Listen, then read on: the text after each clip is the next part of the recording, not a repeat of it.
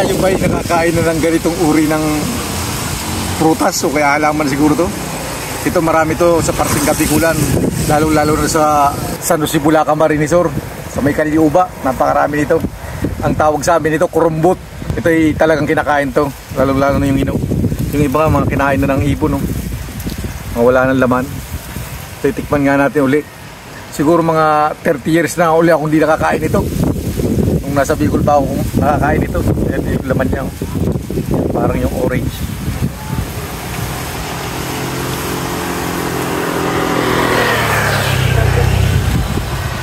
Ito lasa. Bakit yun na yung lasa? Sobrang hinog na siguro yun. Timpa tayo ng iba.